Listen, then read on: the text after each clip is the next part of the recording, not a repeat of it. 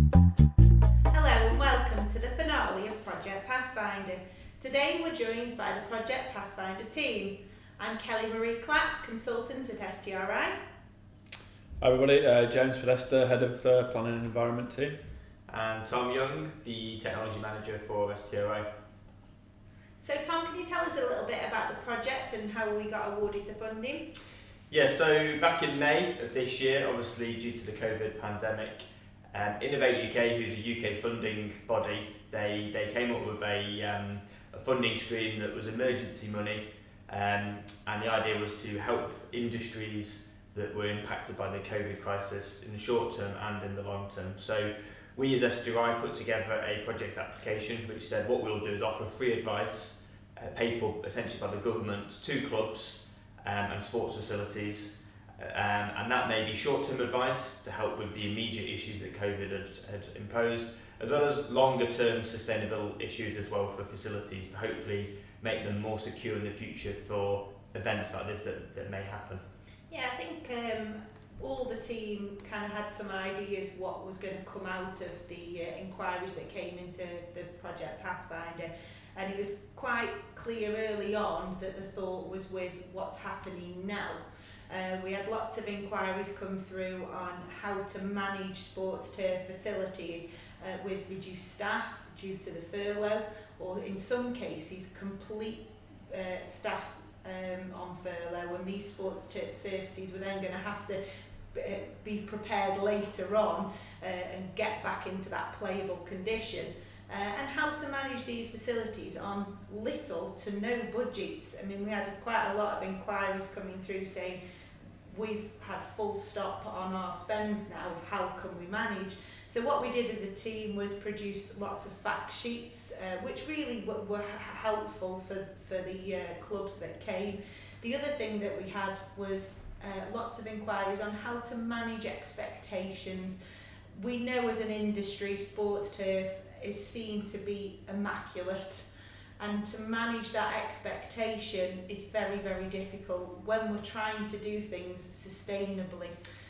Yeah, no, it was a very specific inquiry we had, but it was one that we spent some time helping the particular person out with, where this was a golf club that does a lot of effort in terms of their environmental policies, and they're really good for the community as well, getting community groups in, etc. And this particular person was worried that the club, that would be the first kind of bit of the budget that would go, the environmental bits, and it would be kind of a very much a short-term thinking that save 10 grand this year, but he was very concerned that in the longer term that would massively impact upon all the work he's done in the last 10-15 years. So we helped out in that situation with some evidence to kind of go back to the club and say, look, let's just think about this a bit more holistically and long term, and let's not have any knee-jerk reactions. Yeah. I suppose that was the initial premise of the Pathfinder itself, wasn't it? To help these clubs out in the short term, make sure they survive through any immediate impacts from COVID-19, and then put them in a better position to be able to look at the longer term strategy maybe for the clubs at the same time. Yeah, I think we saw that quickly change as well to even the clubs that contacted us with regards to that initial, how can you help me? How can we manage our facilities with reduced staff? Very quickly, the sustainability angle started to come out, and we saw the very short term suddenly turn into long-term sustainability. And as an agronomist, the first thing on my mind is always drainage. If your surfaces drain, then your surfaces will play and perform much better from any sport, whether that be the outfield of a cricket pitch, a football pitch, rugby, or your golf greens. You need drainage, and along with drainage, once it drains well, with the climate that we're in nowadays, we need an irrigation system. Yeah, I think that was one thing we were a bit surprised by. It's a strand of work we're obviously all working on together at the moment, is that issue of drainage and irrigation water in the sports turf sector. But we were quite surprised by how quickly a lot of clubs contacted us and said COVID's really brought home the fact that we're on a knife edge in terms of our water supply, and that's A, financial, we're having to pay for water at the moment. Very expensive. But also B, we've realised now that things like this can happen, natural disasters happen, and it's not going to be long before water companies literally turn the taps off, and if that happens, then the whole facility basically doesn't exist anymore. So we did have a lot of inquiries there, mainly in the southeast of England, which is as you'd expect. And these ranged from facilities that maybe didn't have irrigation systems, and they're probably not at the level of having an irrigation system. It would be inappropriate for them to have, but they've been built in the past, maybe to a specification which hadn't really taken that into account, or climate change into account. So this particular one was a cricket pitch which was draining very, very rapidly with no irrigation system. With a 6-8 week drought, they were having dieback every single year, and then spending a lot of money on seed every year to re-establish it, and that cycle was getting worse and worse. So it's a financial question, but it was also kind of a practical question: what can they do that would help the club in the longer term? I think you raised a key point there as well, Tom, where you're tying into a wider issue of climate change as well. So this is an issue that's been exacerbated by COVID-19, but existed before and will continue to exist after. So the type of advice that we're able to give that club, that facility in particular, will not only help them in the short term, obviously fight the impacts of COVID, but hopefully will set them in better stead for going forward as well. Yeah, and in terms of the water, we dealt with clubs from very small clubs with a limited budget all the way through to full-on golf courses and estates essentially. And I'll just talk about two particular examples which kind of highlighted what we did quite nicely. One was a cricket club in London, where they have a basic irrigation system at the moment, a single kind of connection point to attach a hose pipe to. And they're on mains water, and you're looking at a couple of pounds, £1.50 maybe for a cubic metre. So their water bill's significant, especially for a small cricket club. So we said, well, what we'll do is we'll look at the potential for harvesting water on your site, store it, and then use that to supplement mains. I think in those kind of situations you have to be realistic. You're never going to supply all the demands of the club. And we looked at the roof of the clubhouse, quite a big clubhouse. About 400 to 500 square metres, and we also looked at the car park as well. So two very easy, relatively easy surfaces to kind of retrofit. And from that, this is sorry to interrupt, but that's something that you could apply to any sort of club, isn't it? Really, the roof, the car park, what are the hard standing areas? Most facilities have hard standing areas and a roof. So that's the place where we always start off. And so this particular example, we managed to, they had a water bill of about 100 cubic metres a month, which is it's a fair amount. And we probably reckon we could probably reduce that by about 25% to 30%. The question often comes in this is how big do you make your tank? If you make the tank bigger, you can store more water. The bigger the tank, the more expensive it is. So what we recommended to the club is that you go away and think about this a bit, do a bit more of a modelling exercise as to what's in that particular case. You were thinking about a tank, but is that always a solution? Are there other options that you can look into? Yeah, the tank's a good solution for that kind of smaller scale option, but then for say a golf storage course, and reuse through the tank, but a golf course. Exactly. A golf course, you're looking at more landscape management, and this is something that we're really starting to look at in a lot of detail now, where you've got this natural landscape. The watershed already exists, it's probably been modified slightly by the course being built, drainage put in. Exactly. So you're looking at this kind of hybrid system, but usually water is drained and then it's got rid of as quickly as possible. It may be stored in places and then slowly released out. Inefficient when it comes to irrigation water. So what we're saying is, let's keep that kind of concept, then let's look for places to store the water, and let's try and start calculating how much you can actually get from it. And we did quite a lot of golf courses as part of this kind of larger remit. One particular golf course, they had an irrigation demand of about 10,000 cubic metres a year, which is about average for a club with greens, tees and maybe approaches. So not fair irrigation because your water demand massively increases then. So about 10,000 cubic metres a year, and then we worked out quite conservatively if they started harvesting water from their site, and they were quite lucky they're in like a natural bowl kind of system, they could get about 3,000 to 4,000 cubic metres a month from that. So you can see quite quickly they can become completely self-reliant on water, which to them was a bit of a shock. That it was. Well, it's obviously a major plus to clubs, isn't it, if they become self-reliant? You start to look at the very nature of what a golf course is, and we see how many houses are being built now in the future. Golf courses and sports facilities might be the only green space that we've got, and to be able to manage everything on site, but also to bring that nature, that biodiversity into that golf course is great for your community. Yeah, well, that's another added benefit of a project or a scheme like that as well, isn't it? As well as helping to manage the water situation on site, you can also then make sure you get a sort of double benefit, if you like, by introducing biodiversity net gain issues. It might be through different ways of storing and moving the water along sites, swales or ponds or lakes or whatever it might be. And then you can obviously bring in your biodiversity net gain on top of that. So introducing different types of wildflowers, fauna, different animals to be encouraged on the site as well, or managed along with the sports facilities so that it doesn't obviously impact on any of the turf issues. Yeah, I think that leads into the wider point you made at the start, Kelly, of sustainability. True sustainability is environmental, economic and social, and I think golf courses really epitomise that very nicely. So this type of scheme, for example, you're environmental, using less water from the mains, you're creating more habitat potentially for species, etc. You're making the golf course a much nicer place to be, where people can go there, so you're hitting the social kind of angle there, and then economic, by having members, you're making the club much more self-sustaining as well. And I think with COVID, we're realising now we've got to stand out from the crowd. What can we do to make our facilities better, whether that be a football club, whether that be a cricket club? What can we do to stand out from the rest? And I think the nature element of this and to be able to make that self-sufficient is such a great thing. Yeah. What can we do to stand out? Well, we did have a few questions, didn't we, that were bordering on kind of business, basically business audits of what can we do to make our business just leaner from top to bottom, but not at the same time we still have good surfaces to present to people. Yeah, and we've got a long history here at STRI of helping particularly golf courses with ecological management side of things. So I think we were able to offer particularly golf clubs but other sports facilities as well some great advice in terms of what they could do to improve the ecological enhancement of their site, just as a sort of, as you're saying, Kelly, to improve the club and make it stand out from other facilities.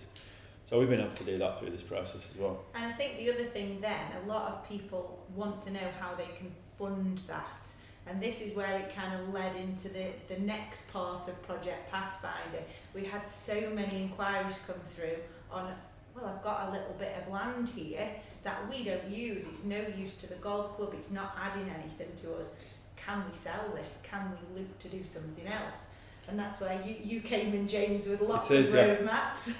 Yeah, we did. We had a number of inquiries, which were all very interesting. And the way that we wanted to try and look at those for the benefit of people that were using Pathfinder was to try and produce these roadmaps. The idea being that we could give them a little bit of advice as to the sort of policy considerations that they needed to look into, what that might mean for them in terms of how they could bring that piece of land forward and whether actually there was any potential for development on that land. And we had a wide variety of sites that came forward, as we know. We had some sites that were really obvious, quite good development opportunities, and those tended to be things where there was good access to the site, where it was a level site, where they were potentially adjacent to existing residential development or other types of commercial development. So there were opportunities that you could quite clearly see. If the policy situation matched up, then there would be a sort of development opportunity there. Right the way to the other end of the scale, where we got some inquiries that were literally just patches of land in the middle of the golf course that were unconnected, that would be quite difficult to bring forward. Of course, one of the things that we've got to consider when we're looking at sports facilities is that they're probably not always going to be in major urban areas surrounded by sort of existing development. Quite often they're going to be further out, they're going to be on the edge of urban areas, or they're going to be in the countryside, and they're going to be subject to more stringent policies. So we're talking about greenbelt, areas of outstanding natural beauty, maybe other impingements in terms of, trees and things like that, which would be constraints to development. So some of the sites, I'm thinking of one in particular in Scotland that we dealt with, was a large sporting facility, football sporting facility, number of pitches, but it sat right in the middle of the greenbelt. Great connections, really good access, some development on site already. And we actually did a roadmap that advised those guys that there was potential to do something if they wanted to sort of bring that forward and help sort of, as you were saying before, distinguish themselves from other facilities that were similar. And we were actually able to go a little step further with that and provide them with some thoughts on funding as well, so accessing funding from the national government in Scotland there, but also different funding sources as well. So they were able to go off and use that roadmap to try and take them a couple of steps further down that process. I suppose kind of bringing it full circle again as well, talking about these patches of land in the centre of golf courses, one thing we've seen with a lot of people is that's actually could be the prime space for something like a reservoir. If you've got unused land that in reality you're not going to be able to ever do anything with, that's where you should be starting these sorts of things, as long as it makes sense with the shape of the land and stuff. But there's still obviously planning issues then to kind of consider, which we looked into. Yeah, planning and nature issues as well, and particularly with things like reservoirs or other elements of drainage systems that need to go into place. Of a particular scale, and it's difficult to quantify what that scale is, but anything that's significant development, any significant earthworks or anything that requires a lot of off-site material to be brought onto site, it's probably going to need planning permission, particularly if you're talking about reservoirs or you're talking about big bunds or major development for swales, wide swales, then it's going to need planning permission. So that would need to be built into what you were thinking about in terms of your plans. But yeah, absolutely. Any land within your ownership as a sports facility that is underused is prime for being looked at for an alternative use or for something that could actually help you improve the club. If somebody was going to look at, obviously you're saying that you would need planning permission because of moving materials, what about the environment around that? Would you need to start having a look into things like bat surveys and things? Absolutely, yeah. So that leads nicely into what you would need to do from an ecological perspective, which is initial surveys. Not always the same ones, but nearly always will involve bats or perhaps badgers on courses like that. Certainly other wildlife as well, protected species. If you've got water, maybe newts, great crested newts that everybody's heard about.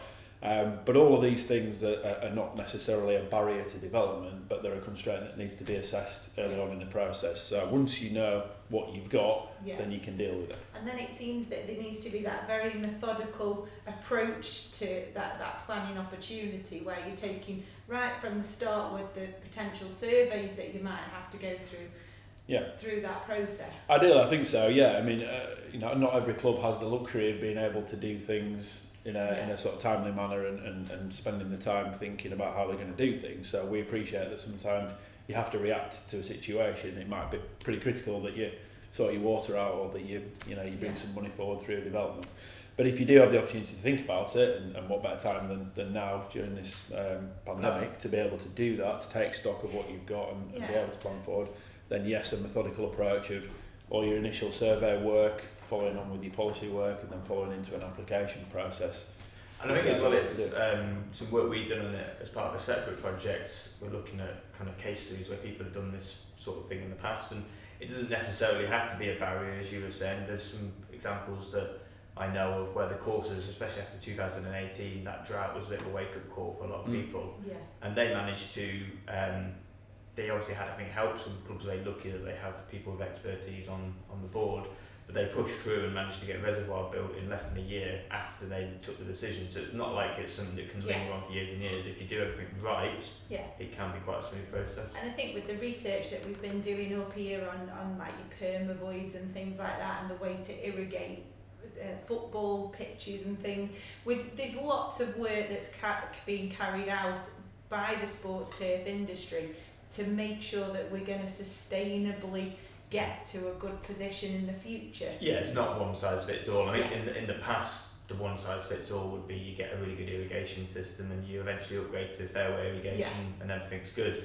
And I think we need to be careful we don't get to the same position with something like reservoirs, where the solution is a big reservoir, you have a big borehole, job done, because you're still potentially vulnerable. Your borehole, your abstraction license may get cut or get reduced in the future, or the reservoir might not be big enough in the future. And there's some other courses that we spoke to that have that problem, and they're now having problems of extending that reservoir because they're surrounded by quite protected land. So it is, as you were saying, it's a multi kind of disciplinary solution, and I suppose bringing it back to agronomic, that's ultimately what you're producing is these surfaces, so you can't forget the fact that that water, or whatever it is, has to be suitable for the grass that you're trying to grow. Without water we will not have any grass. Exactly. But I think we've all really enjoyed working on this project, and I think that the one thing that I will take from it is that the industry, the sports turf industry, is a very forward-thinking industry, and we are constantly looking at what we can do to protect these sports surfaces and make sure that we can have the best grass surfaces in the country, well, in the world. That's what we want. I'd echo that. Yeah, I think it's a very resilient industry as well, and I think with a little bit of thought about the future of your own facility and where you want that to go, you know, you can plan now and take these things forward. So I think there's some great opportunities, and we've certainly enjoyed, as you say, looking at these issues through the Pathfinder project and being able to help clubs out. Yeah, and I think although the Pathfinder project has finished, that the funding has now finished, we're constantly looking at ways of extending this kind of scheme, and we've realised as a company it's a really nice way and a good way of getting involved with the industry. Helping the industry out, and obviously all of the information that we've done on Project Pathfinder is available, so if your facility needs any help with marketing strategies, planning, water management, and all the fact sheets that we've done from an agronomic point of view and managing a sports turf surfaces with reduced staff and reduced budgets, please get in touch. But thanks very much. Thank you, everybody.